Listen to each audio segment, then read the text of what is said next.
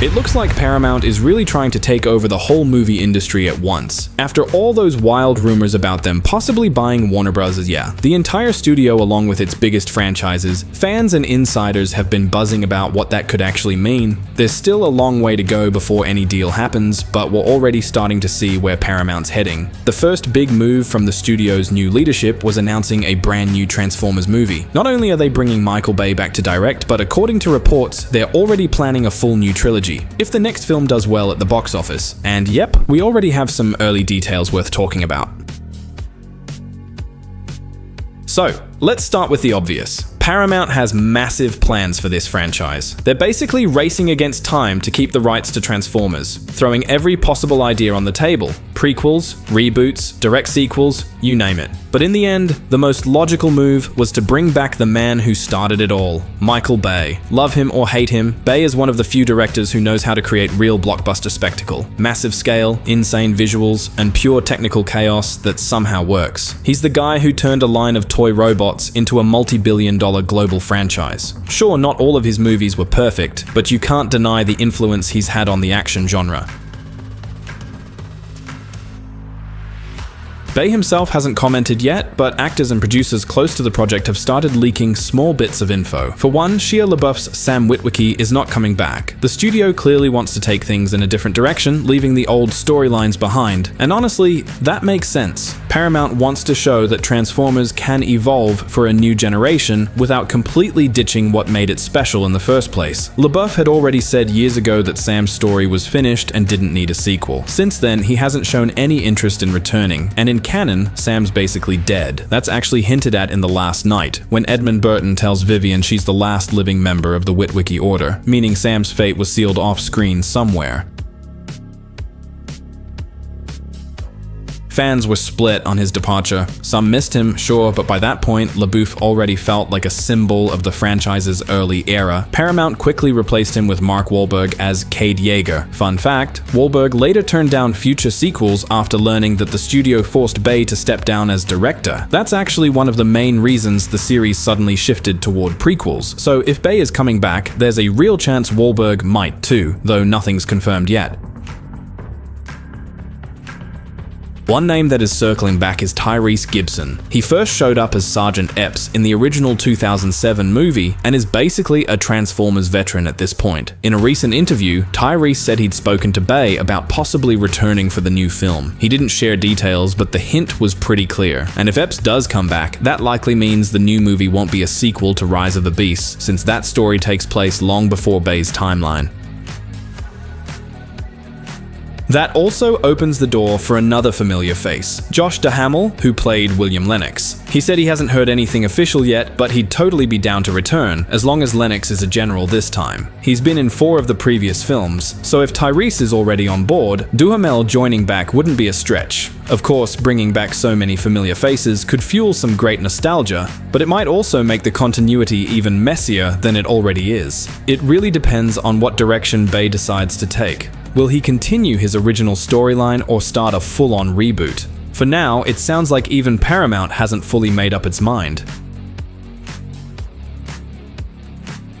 If we're talking about what Michael Bay's next Transformers movie could actually look like, the studio might go for a proven formula, a soft reboot, kind of like Age of Extinction. That approach would let them keep the existing timeline intact while refreshing the cast and giving the story a new spark without erasing everything that came before. And honestly, that makes perfect sense. Bringing back Mark Wahlberg, Tyrese Gibson, and Josh Duhamel feels like the most natural move. Their characters were core to Bay's Transformers era, and fans still associate them with the franchise's golden years. Of course, to make their return feel believable, the story would need a solid time jump. It's been almost 10 years since The Last Night, so the characters would have to age alongside the actors. That time skip would also fit perfectly if the movie continues the Unicron storyline. Bay's universe never actually got a proper ending. The final moments of The Last Night practically screamed for a sequel. Those massive Unicron horns bursting out of the earth were the ultimate to be continued. If you dig into the art books and early concept art for that film, there's a ton of material directly connected to Unicron. It's clear that his arrival had been planned for a long time, as far back as Dark of the Moon, but the idea was just too massive back then, so the studio shelved it. Maybe now, that later has finally arrived. And honestly, that would be the safest route for Paramount. Let's be real. The success of Transformers movies was never about deep storytelling or flawless character arcs. It was all about scale, chaos, and visual spectacle. That's what the franchise slowly lost over time. The main problem with the recent entries, including Rise of the Beasts, is that they just stopped being exciting. The visuals took a noticeable hit. The CGI looked softer, almost downgraded compared to Bay's original trilogy. Just compare any battle scene from Dark of the Moon with Rise of the Beasts. The difference is night and day. And on top of that, the characters became predictable, flat, and formulaic. The epic energy that used to define this series disappeared. What Transformers needs now is that signature Bay-style chaos again. More Autobots, massive battles, wild explosions, and that flawless cinematic energy that made even Bay's harshest critics admit his movies looked incredible. Say what you want about The Last Knight. Visually, that movie was stunning.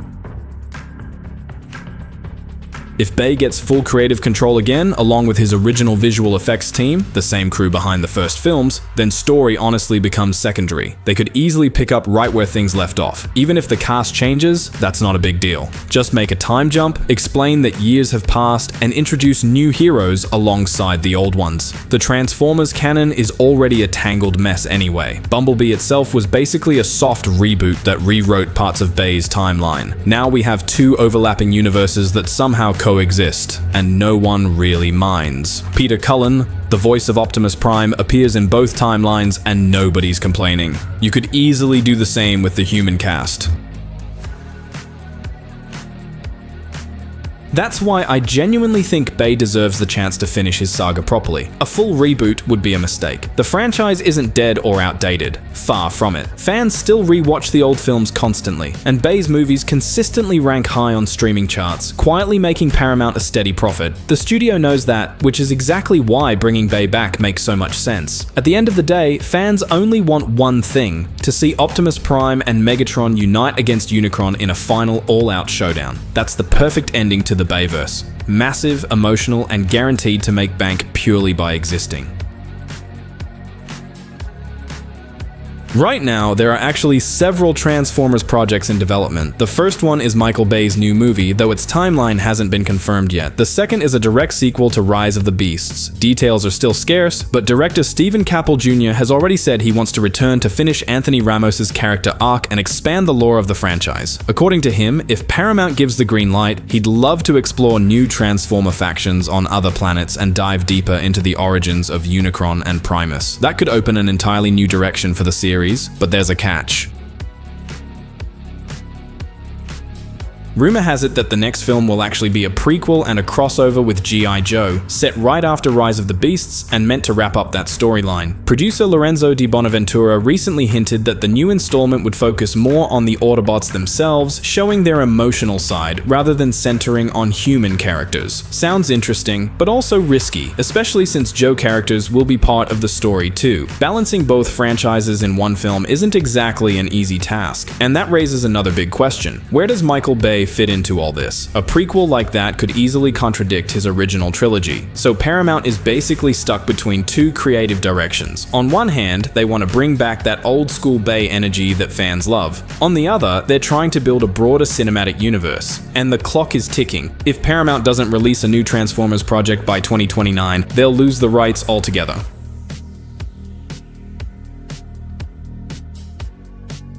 That's why it looks like the studio's hedging its bets by launching multiple backup projects that could take off, or at least serve as safety nets if the main plans fall apart. One of those potential backups was a Bumblebee 2, not a surprise really. The 2018 solo film with Hailee Steinfeld was warmly received by fans and critics alike. Despite its modest box office numbers, it proved that Transformers could actually work without Bay's signature chaos, focusing more on characters and heart.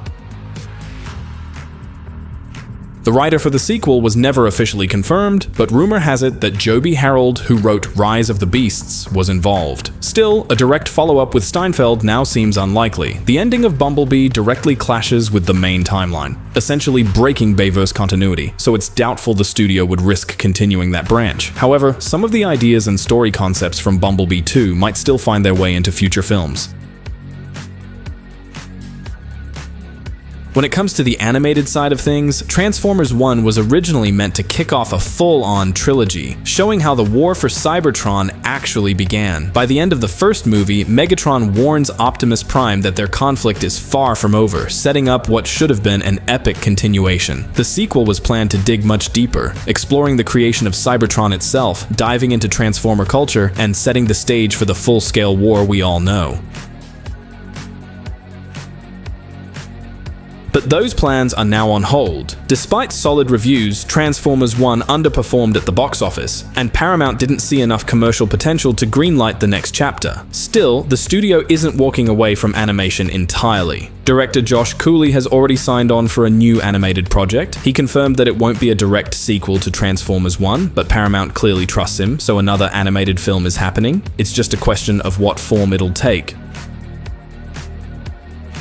Interestingly, Blue Beetle director Angel Manuel Soto also revealed that Paramount had approached him about directing a Transformers movie. Initially, it was supposed to be Rise of the Beasts, but Soto turned it down, saying the script wasn't strong enough. Instead, he pitched his own original concept, one that Paramount reportedly loved. Unfortunately, the project stalled. Too much time and money had already been poured into Rise of the Beasts, and soon after, the Hollywood strikes put most in-development projects on ice. However, Soto's idea isn't dead. Producer Lorenzo Di Bonaventura recently confirmed that the studio is still waiting for Soto to deliver a revised draft of his script before deciding whether to move forward. If it gets approved, Soto could end up directing what's being described as a soft reboot, not erasing the past continuity, but opening a new chapter for the Transformers universe.